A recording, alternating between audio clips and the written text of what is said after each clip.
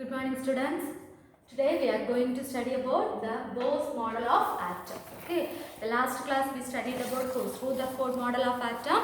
Today we are going to learn about Morse model of atoms, isn't it? So the last class what we studied, discovery of nucleus. Who discovered nucleus? Do you remember? Rutherford. Isn't it? Through a gold foil experiment, he discovered the presence of nucleus in the atom. Isn't it? So, nucleus was discovered by whom? The last class we studied, isn't it? The nucleus was discovered by Rutherford. Okay, and Rutherford said the last class I taught the limitations of the Rutherford model of atom, isn't it? The limitation, what limitation we studied? He said he failed to explain the stability of atom, isn't it? So he failed to explain the stability of atom. According to him, the nucleus is present at the center, proton and neutron, surrounded by electrons, and these electrons circulate what? Like a solar system. These electrons revolve around the nucleus. In which fashion? For example, this is nucleus means if it is an electron, it moves up and down. Okay. So at one point of level, this electron lose energy. If it lose energy, it will fall on the nucleus. Since the stability of the atom will not be possible, isn't it? Stability will not be there.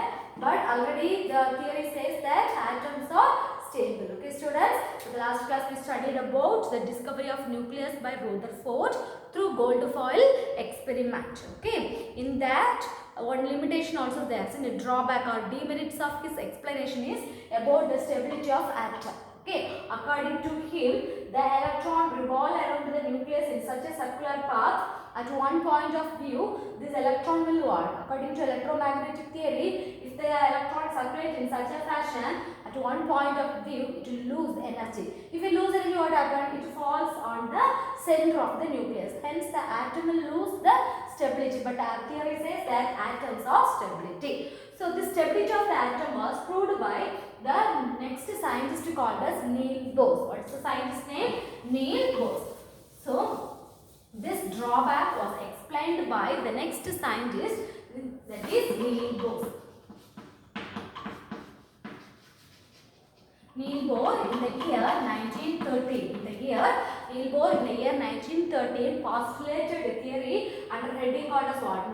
Bohr's model of atom, and he explained the stability of the atom. Shall we see? So, Bohr's model of atom. The full form of this author name is Niels Bohr. Hence only it is also called as Bohr model of atom. In the year 1913, he postulated this theory. Okay. So according to him, atoms. Okay. According to things, atoms revolve around the nucleus only in stationary circular path. Stationary circular path. Okay. According to Niels Bohr, the electrons revolve around the nucleus only in stationary circular path. Okay, and this path is called as orbit. The path in which this electron rotates is called as what? Orbit, or you can call it as shell, or you can call that by energy. So, in Bohr's model of atom, the first theory explains what means the atom, the electrons revolve around the nucleus only in stationary circular path. They remain in the same orbit. Like the what? Whose theory? Rutherford model. It does not move up and down. Only it will rotate in the stationary path. For example, if this is the electron, this electron only circulates in this path. In this path only this electron always circulates. It does not move up and down. Okay. So according to Bohr, the electrons revolve around the nucleus only in stationary same circular path. And the path in which this electron rotates, the path is called as orbit, or you can name the path as shell or energy levels. Do you understood the first point? So say electrons revolve around the nucleus in stationary circular path, and the path is called as what? orbit, shell or energy level. This is the first point. You understood? So it does not move in such a fashion. Only this electron will rotate in this orbit. Okay. Since they are rotating in the same path, see if it moves from up and down only, it will lose what? Energy and it falls. Since it is moving in the same path, it does not lose energy or it does not gain energy. So it does not lose energy or it does not gain energy. Since the electrons are revolving in the same path, this electron does not lose energy and it does not gain energy. So there is no possibility of falling of electrons on the nucleus. Hence the atom will be what? Stable. Okay. Then second point what? As the electron is moving in the same path, they does not lose energy as well as they does not gain energy. Hence the electrons does not fall on the nucleus. This is the explanation given by whom? Neil Bohr. Okay. So the first point, it rotates in the same path. The name of the path is orbit, shell or energy level. The second point, since it is moving on the same path, it does not lose energy as well as it does not gain energy. Okay. The next one, third point.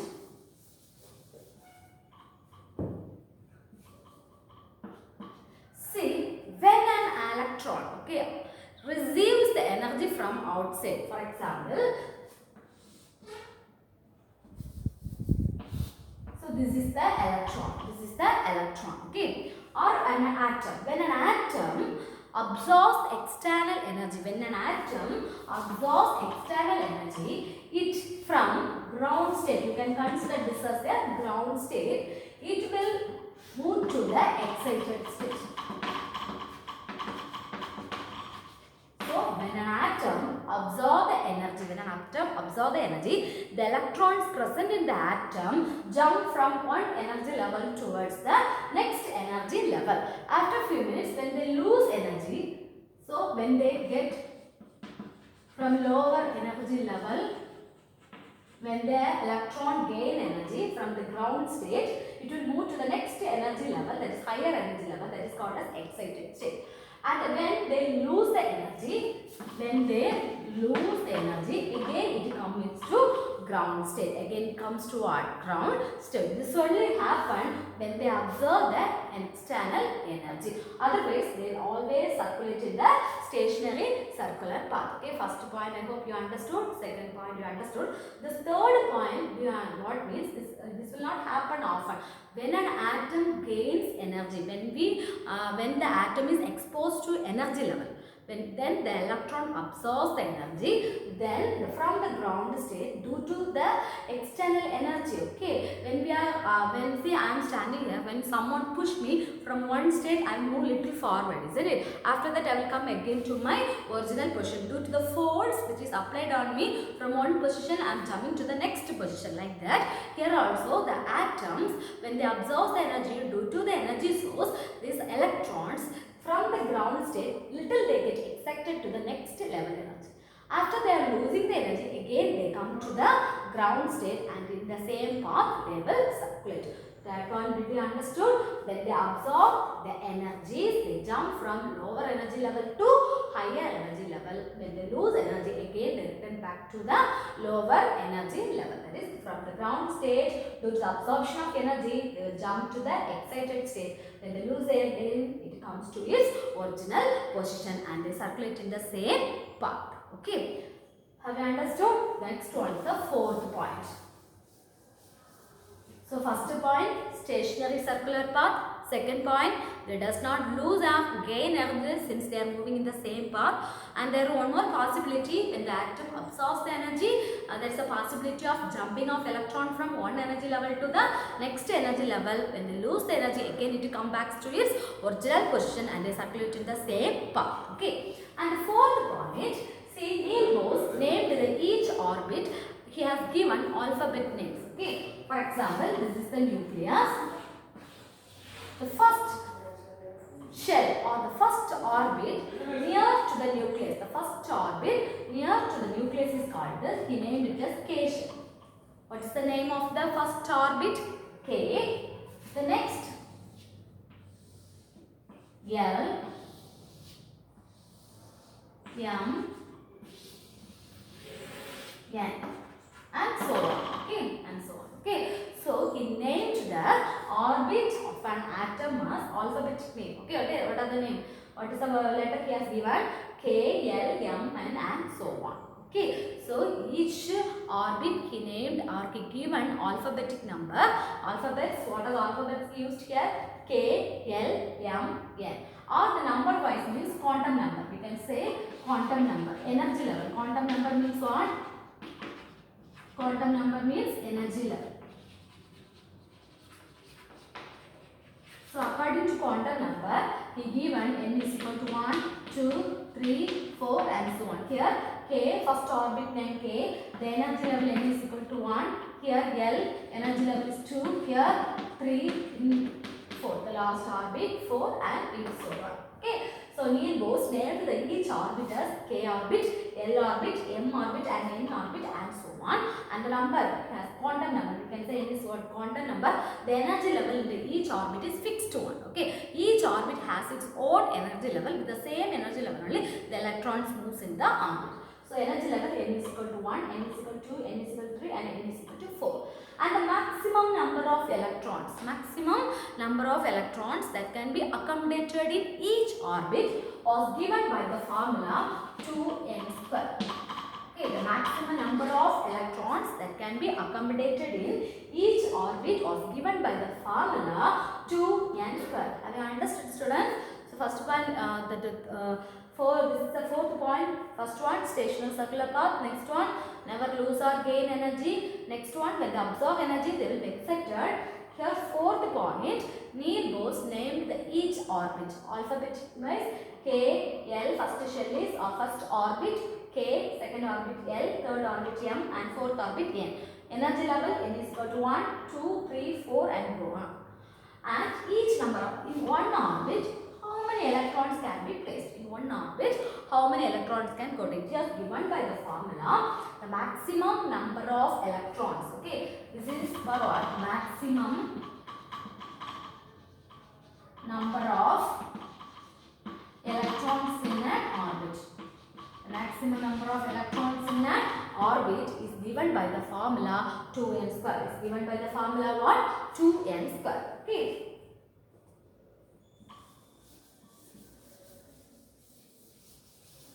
So the first orbit name what? K. First orbit name which is nearest to the nucleus. The first orbit name is what? K.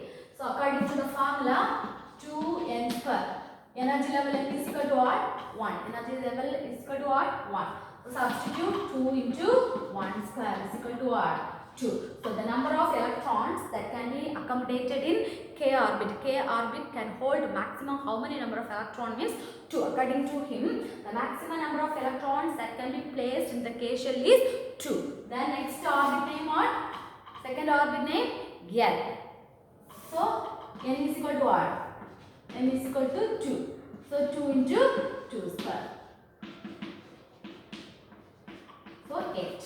So the number of electrons that can be accommodated in L orbit is 8, like that. So on, you substitute for M 16 and N, the total number of electrons is 32. So K orbit can hold the total number is 2 electrons, L orbit can hold 8 electrons, and M can hold 16, N can hold 32. According to him, the number of electrons present in each orbit is 2, 8, 16, 32 and it goes on. Okay.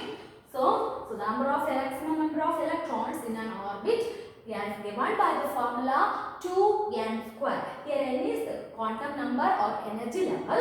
The first K shell, the energy level is equal to 1. So 2n square. So total number of electrons can be 2. Here 8, the last one 16 and 32. Okay. So the number of electrons was given by the formula what? 2n square. Okay. This is the fifth point, the total number of electrons. So, what are the shells? K, L, M, N. So, number of electrons 2, 8, 16 and here 32. Okay. And the nucleus K, L, M, N.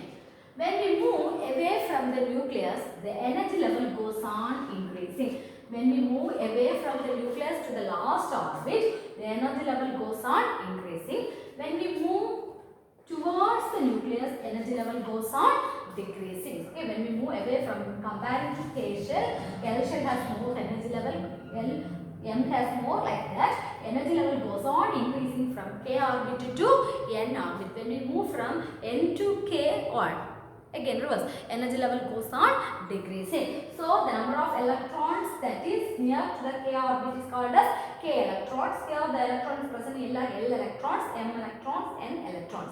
And which is nearest to the N has what? Lower energy level, which has the electrons that present in N has what? Higher energy levels. Okay, this is about what? Niels Bohr's model of atom. So according to him, he proved the stability. How he proved? He said that it does not move up and down. It only circulates in the same path, and the path is called as orbit, what? Shell or energy levels. Okay. Since they are moving in same path, there is no need of losing energy or gaining energy. With the same energy level, they rotate. Each shell has the amount, the fixed quantum level. Okay, each orbit has their own fixed amount of energy levels. Okay, with the same energy level it moves. But when an atom is exposed to higher energy levels or like an external energy source, when it absorbs the energy source, due to the absorption, electrons present in that atom will be get an excited state. From the ground state it will be excited. After losing energy, again they come to the same circular path or same orbit. Okay, and each orbit is named as what? K, L, M, N, and number wise, if we quantum number means 1, 2, 3, 4 and goes on. Okay, so a number of electrons that can be present in each orbit was given by the formula 2n square. Don't forget, the formula is 2n square. Okay, n is the number of, that is quantum number, energy level. So according to that, 2, 8, 16, 32. And this theory also has what we can say, limitation or drawback. What drawback means? This theory, this system or this postulates only applicable for smaller atoms, the atoms which with the less number of electrons. It does not, okay, uranium, isn't it? More electrons are present in uranium, okay. So it is not applicable for what? Multi-electrons containing atom. It is only applicable for small electrons, small atoms like that, hydrogen, helium, lithium, beryllium, etc. Okay, this theory only applicable for hydrogen, helium, lithium, beryllium, etc. Only the atom with less number of electrons. It is not applicable for atom with multi-electrons, uranium. This may contain what? Many electrons, isn't it? Okay. So what? Uranium. Okay, so it does not, 92 electrons are there in uranium. So for that it is not applicable, and he failed to explain the total number of how these electrons will accommodate 92 electrons, how they will get accommodated in an atom. He failed to explain because this K shells contain so many subshells. This orbit contains subshells like what? S, P, D, F. Okay. So, based on this only, the number of electrons is placed inside the subshells. He failed to explain how it is applicable for multi-electrons. Did you understood? Okay, up to 32 is there, is it? Total number of electrons, and it goes on. And how these electrons are placed inside the shell, he did not explain. And it is only applicable for the atom with less number of electrons like hydrogen, helium, lithium, beryllium, boron, etc. It is not applicable for higher electron content of multi-electrons containing atom like uranium, etc. Okay. So this is the limitations of Bohr's model of atoms. Okay. You have one book back question for this. So I hope you understood. One book back question is there. Take evolution part. In the evolution part it is given. So here it is there. See students. Here it is there. Explain the postulates of Bohr atomic model. Important question. Okay. Roman number 8, second question. The answer is on the page number 127. Roman number 8, second question. Explain the postulates of Bohr atomic model. Explain the postulates of Bohr atomic model. The answer is on the page number 127. Okay. Here. Up to this much. From here to here. Okay. Mark the question. Roman number 8, second question. Now we can see the discovery of neutrons.